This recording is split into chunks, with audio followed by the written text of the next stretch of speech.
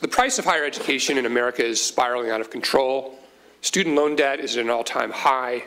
Many students and families can no longer pay the college bill, and neither can the American taxpayer. Annual federal college aid has ballooned by over $100 billion per year over the last decade. Innovation is needed, and quickly. It's important to note that there are two elements of college affordability: cost and price. Costs are what colleges spend to educate students. Prices are what students pay to attend college. We need innovation in both cost and price to fix the affordability problem. Now, some colleges will tell you that there is no way to reduce costs without harming the quality of education they provide. This is not true.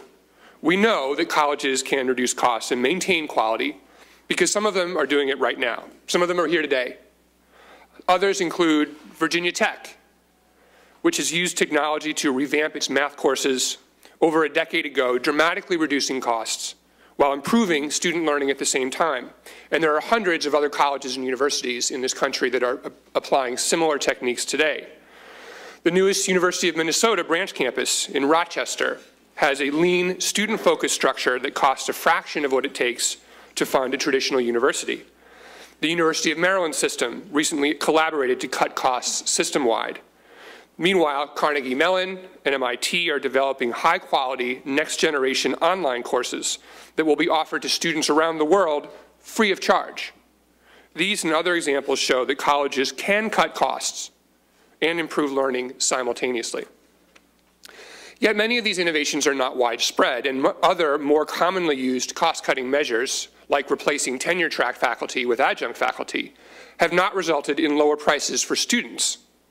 That's because while costs are a function of practice, prices are largely a function of policy, and prices are the root of the affordability problem. Now, to be sure, as we've talked about today, many states have slashed higher education budgets in recent years, resulting in tuition hikes that are not the fault of colleges and universities. Many of your colleagues in state legislatures are passing their higher education bill on to you.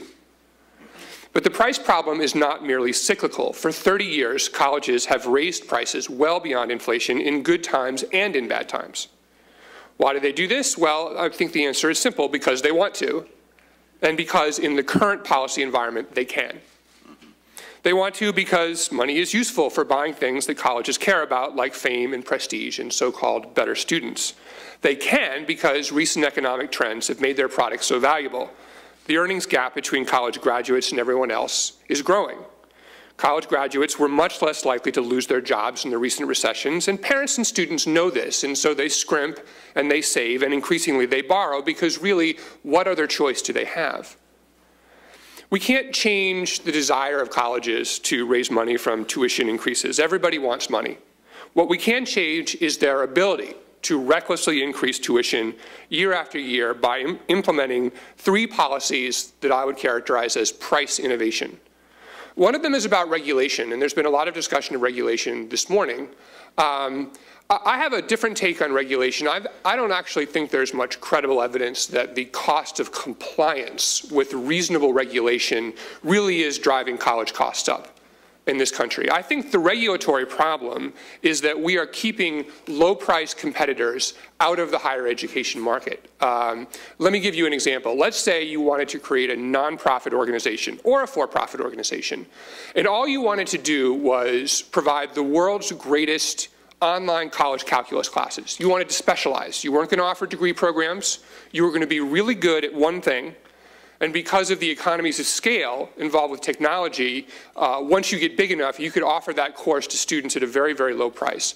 Right now, you're not allowed to use, students would not be allowed to use their federal financial aid money, which most students now use to go to college, in order to pay you. You would not be allowed to offer credits that would automatically transfer into other college systems. And those are regulations that our existing colleges and universities are actually very much in favor of, because they keep control over who's in the system to the accreditation process, which is run by existing colleges and universities. And so I think the federal government could create basically a new space where innovative competitors who are willing to offer low prices and be accountable for quality and transparent about what they offer could compete and have price competition for students.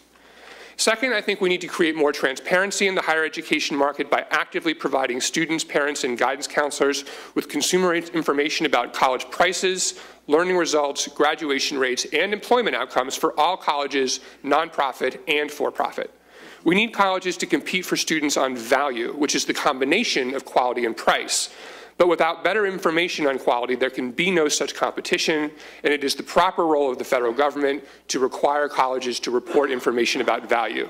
Finally, I think we should, as Undersecretary Cantor said, reward states that implement a comprehensive higher education reform agenda that encourages greater college competition, innovation, and investment in higher learning. Thank you very much. So I just wonder if you have any further thoughts on how we change our accreditation system, because this is vitally important. Well, I think Dr. Mendenhall made a great suggestion, which is an alternative to changing it is to use the large amount of federal financial aid money now, $40 billion in Pell Grants, $100 billion in loans. You could take a very small amount of that and use it to experiment and offer opportunities for providers of higher education who can't be accredited under the normal terms to be able to educate students with federal money under a very strict set of conditions. It would have to be a low-cost education. It would have to be a a high-quality education, really much more than normal colleges are subject to under the existing accreditation system. Aside from that, I mean, accreditation does, to some extent, I will say, assure some quality. So how do you assure the quality in some of these new approaches if you don't have some kind of quality assurance? I think in some cases the accreditation system assures quality, although many of the colleges that have been discussed recently were all accredited and yet were not satisfied with their quality. I think the accreditation process accredits who you are, not what you accomplish. And so to be accredited, you have to look like a traditional college. You have to have the characteristics of a college in terms of credentials and library books and so on and so forth. But accreditation doesn't accredit outcomes. And so that, I think, is the appropriate place to go, where if you can show that your students are learning, that you can demonstrate that, you can prove it, then you should have an opportunity to compete on a level playing field. And also I would say we should think about course level accreditation. Again, you can only be accredited if you're a college and you offer entire degree programs. But some people, and Straighterline, the example that I cited, that you cited, they don't offer whole degree programs. They just specialize in certain kinds of courses. Yeah,